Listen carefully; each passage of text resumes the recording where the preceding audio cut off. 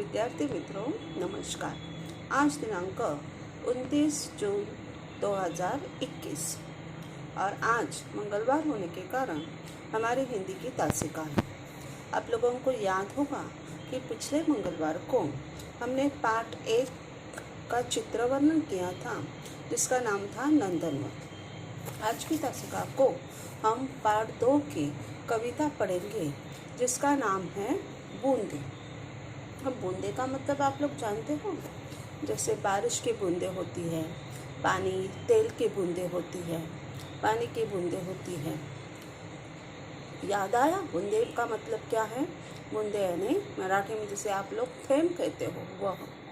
अब ये जो बूंदे होती है, पानी की छोटी छोटी बूंदे, ये बूंदे ही बादल बनकर बरसती हैं।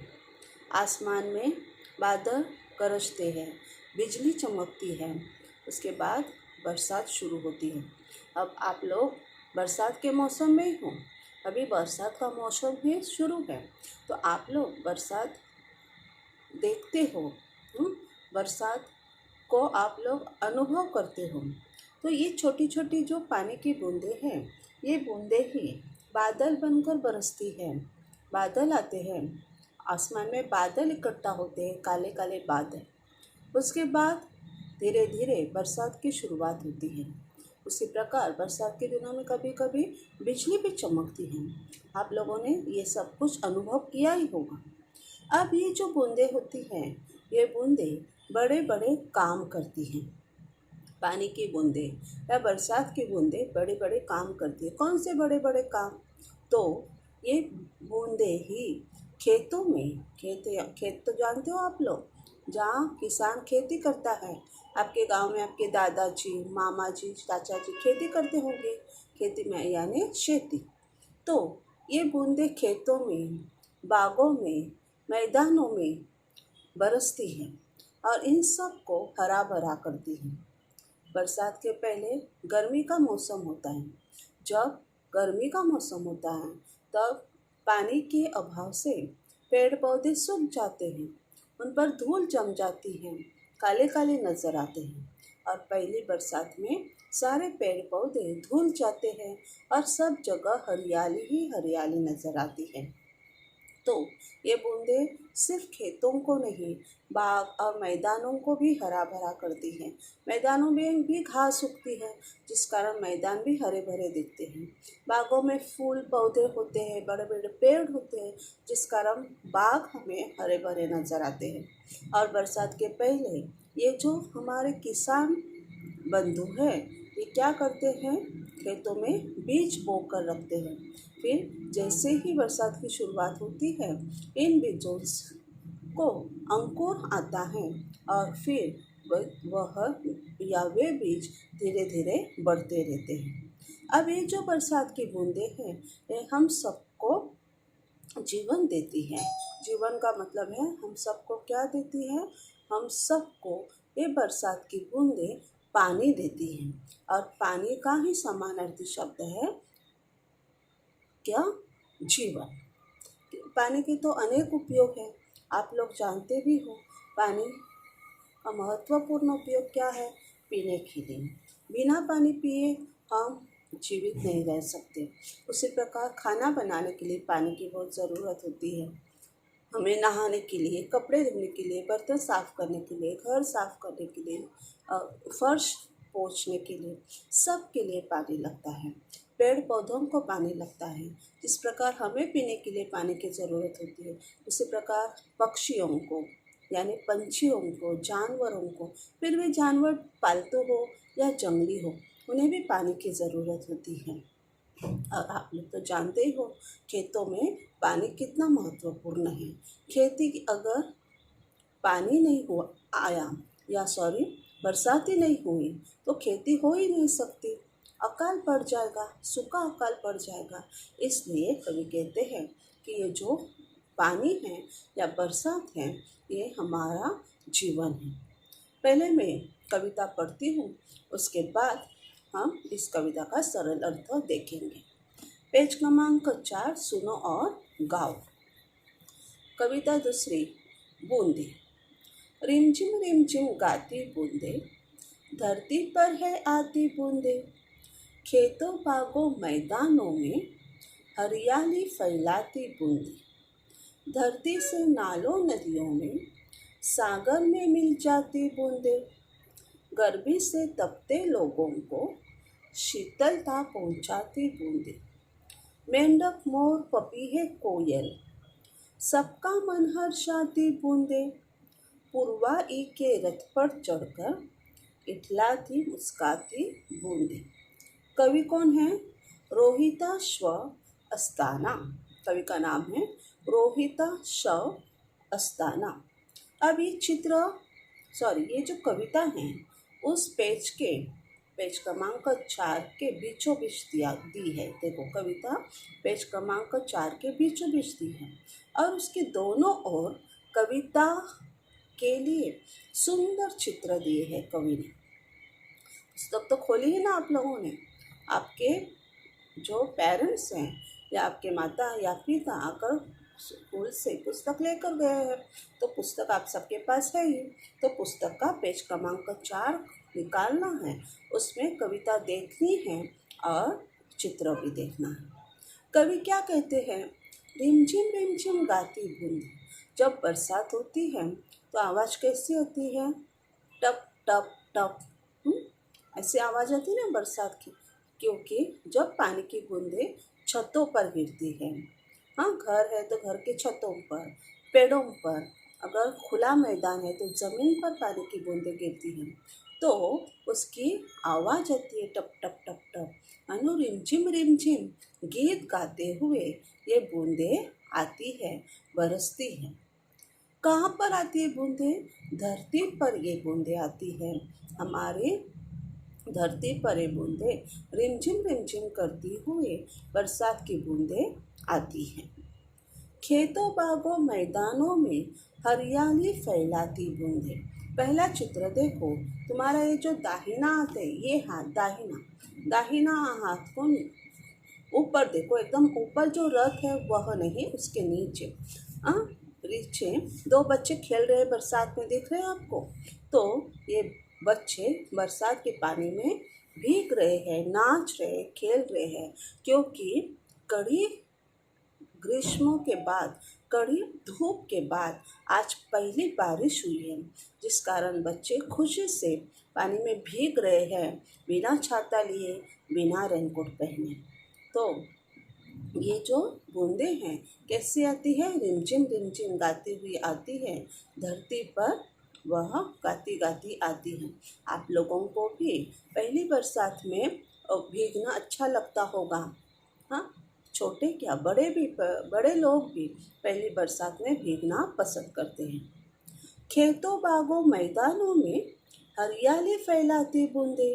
ये जो बूंदे हैं सिर्फ खेतों में नहीं, बागों में, मैदानों में हरियाली फैलाती। मैंने थोड़ी देर पहले आपको कहा ना, वह बारिश के कारण ही खेतों में क्या होते हैं, जो किसान भाई हैं हमारे, बरसात के पहले अनाज या जो बीज है, किसी भी अनाज का जो बीज है वह मिट्टी में बोकर रखते हैं, और फिर जैसे ही बरसात की शुरुआत होती है उस खेती को पानी मिलता है और फिर उन बीजों को अंकुर आता है और उनका जो पौधा है वो धीरे धीरे बढ़ने लगता है, जिस कारण खेत सारे हरे भरे नज़र आते हैं।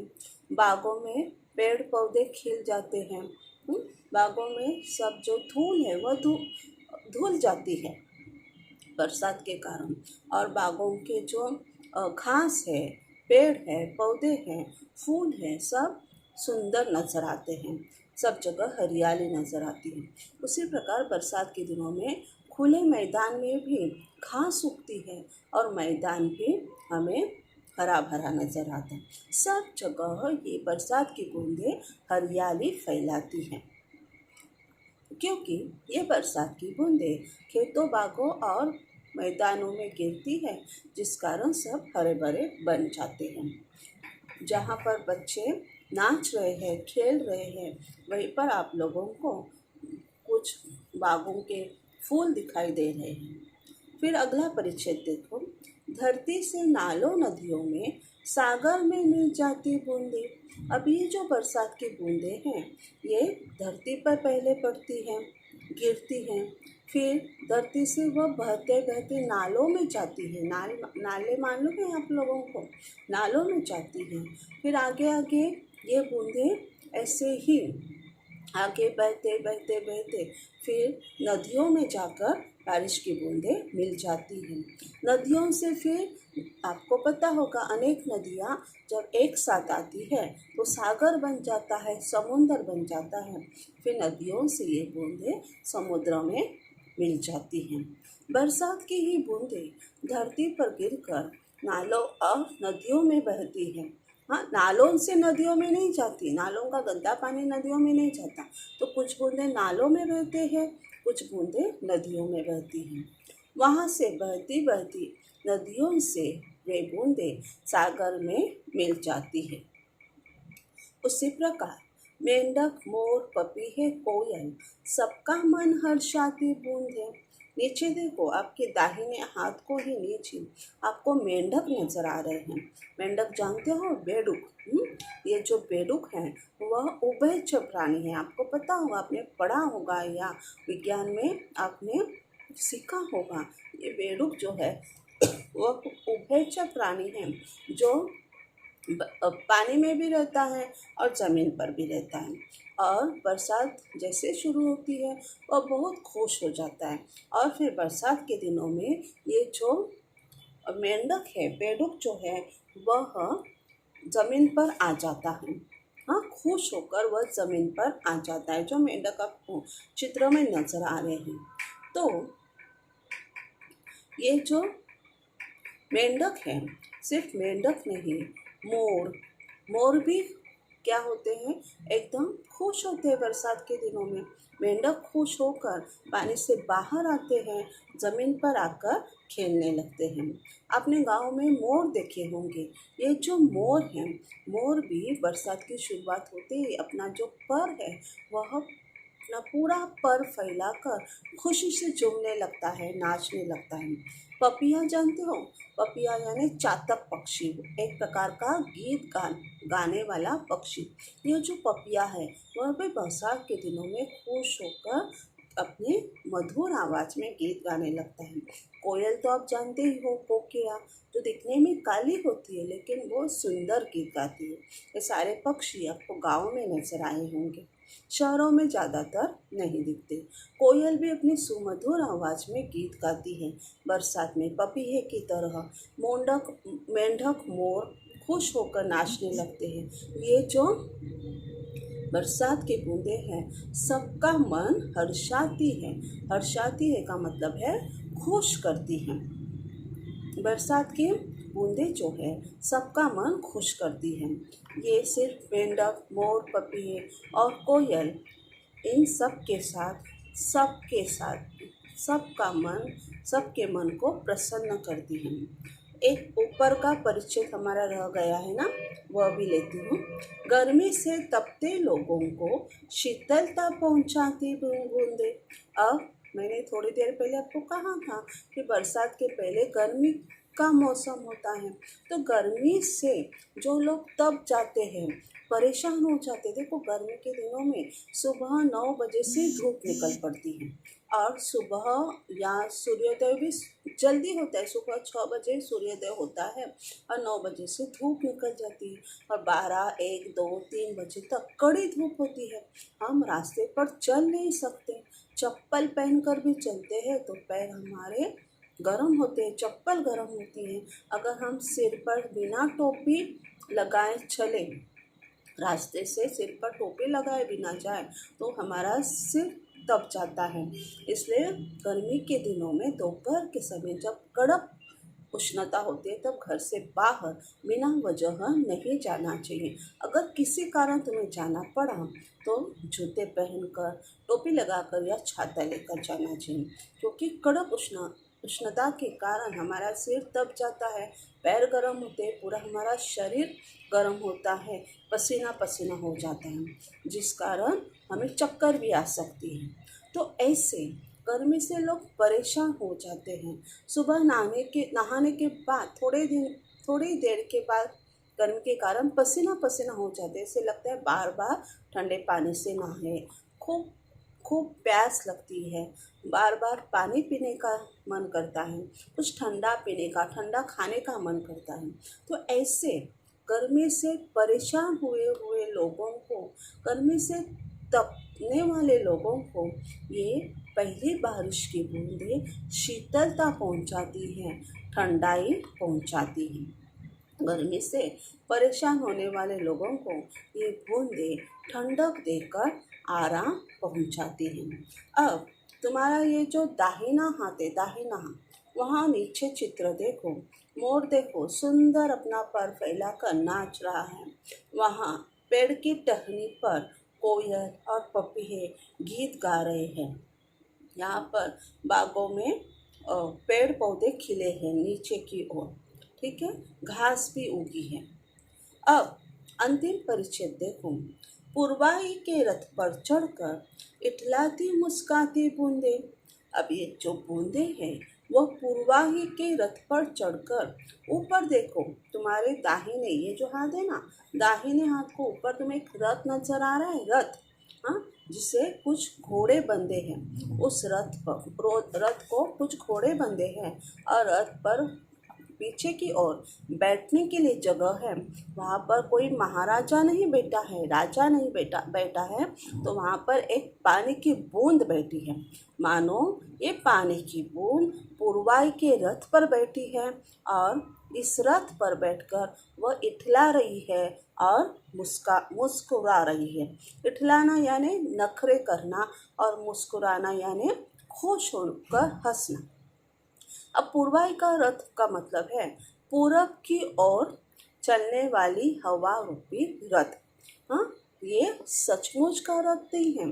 तो ऐसे कवि ने कल्पना की है कि पूरब दिशा की ओर से जो हवा चलती है, पूरब दिशा की ओर जो हवा चलती है, उस हवा रूपी रथ पर वह बूंदे बैठी हैं। हवा रूपी रथ पर जैसे बूंदे बैठी है, एक सही का रथ नहीं है, ये कवि कल्पना है कि पूरब दिशा की ओर चलने वाली हवा रूपी रथ पर सवार होकर ये बूंदे खुशी से झूमती हैं और हंसती हैं, मुस्काती हैं। हमारे बाएं हाथ की ओर ऊपर देखो, बूंदें आसमान से गिर रही है। बादल दिख रहे हैं आप लोगों को, ढक जमा हुए हैं, बादल जमा हुए हैं और इन बादलों में से बूंदें नीचे टप टप टप टप करके आ रही हैं। विद्यार्थी मित्रों, मुझे लगता है कि आपको कविता का अर्थ समझ में आया होगा। एकदम सुलभ तरीके से समझाने की मैंने कोशिश की है। अगर नहीं भी समझ में आया कोई बात नहीं, आप फिर एक बार वीडियो ध्यान से सुनो, आपको समझ में आ जाएगा। अब कुछ नए शब्द है इस कविता में, जैसे शीतलता। शीतलता का मतलब है ठंडक। इठलाना यानी नखरा करना, लेकिन यहाँ इस कविता में उसका अर्थ लेना है झूमना, यानी खुश होकर नाचना।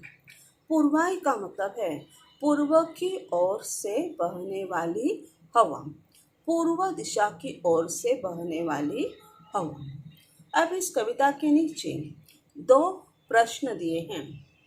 इन 2 प्रश्नों के उत्तर मैं आपको लिखकर भेज रही हूँ। कुछ कठिन शब्दों के अर्थ लिखकर भेज रही हूँ, जो आपको अपनी हिंदी की कॉपी में सुंदर अक्षरों में लिखना है। सबसे पहले आपको नए पेज पर आज की तारीख वार लिखकर पाठ का नाम लिखना है बूंदे, और ये कविता सुंदर अक्षरों में लिखनी है। कविता कैसे दी है पुस्तक में? 2 लकीरें, फिर 1 लकीर छोड़ी है, फिर 2 लकीरें, फिर और 1 लकीर छोड़ी है। उसी प्रकार आप सुंदर अक्षरों में पहले कविता लिखोगे, फिर जो मैं शब्दों के अर्थ भेजती हूँ वह लिखोगे, उसके बाद जो मैं सवालों के उत्तर भेजती हूँ वह लिखना है। और ये सब कुछ सुंदर अक्षरों में लिखकर आज रात 9 बजे से पहले मुझे उसकी तस्वीरें भेजनी हैं, पिछले तासिका की तरह। अब ये जो कविता है ये मैं आपको गाकर सुनाती हूँ, और फिर आपको ये कविता मेरे बाद गानी है और रोज दिन में एक बार कविता गाने की आपको क्या करनी है, तैयारी करनी है। अगले सप्ताह में मैं इस कविता गायन का आपको वीडियो भेजने बोलने वाली हूँ। इसलिए अभी मैं कविता कैसे गाती हूँ ठीक से सुनो, आप लोग भी गाओ और रोज एक बार गाने की तैयारी करो या प्रैक्टिस करो, सराव करो। ठीक है, ठीक से बैठो। हाँ, पेज क्रमांक 4, बोलो मेरे बात, सुनो और गाओ। पाठ 2, बूंदे। रिम झिम गाती बूंदे, धरती पर है आती बूंदे। बोलो, रिम झिम गाती बूंदे, धरती पर है आती बूंदे। खेतों बागों मैदानों में हरियाली फैलाती बूंदे। बोलो, खेतों बागों मैदानों में हरियाली फैलाती बूंदे। धरती से नालों नदियों में सागर में मिल जाती बूंदे। धरती से नालों नदियों में सागर में मिल जाती बूंदे। गर्मी से तपते लोगों को शीतलता पहुंचाती बूंदे। गर्मी से तपते लोगों को शीतलता पहुंचाती बूंदे। मेंढक मोर पपीहे कोयल सबका मन हर्षाती बूंदे। मेंढक मोर पपीहे कोयल सबका मन हर्षाती बूंदे।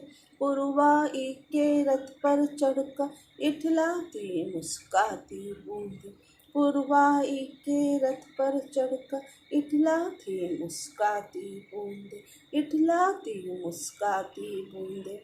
इस तरह रोज एक बार कविता गानी है, क्योंकि अगले मंगलवार को आपको कविता गाकर, और कैसे गानी है, बिना देखे, पुस्तक में बिना देखे कविता गाकर मुझे उसका वीडियो भेजना है। इसलिए आज से रोज 1 या 2 बार कविता पुस्तक में देखकर गाओ। 2-3 दिन में आपको कंठस्थ हो जाएगी। कंठस्थ का मतलब है पाठ हो जाएगी। और फिर आप लोग बिना देखे पुस्तक में कविता गाओगे और मुझे वीडियो भेजोगे। और वीडियो भेजते समय एक बात याद रखनी है कि आप लोग 5वीं कक्षा में हो। आपने जब मराठी कविता का वीडियो भेजा था, उसमें बहुत से बच्चे अपना नाम बताकर फिर बोल रहे थे चौथी अ। अब आप लोग चौथी अ में नहीं हो, आप लोग 5वीं अ में आए हो, तो ये बात याद रखनी है। विद्यार्थी मित्रों, यहीं पर हमारी आज की तासिका खत्म होती है। धन्यवाद, बाय।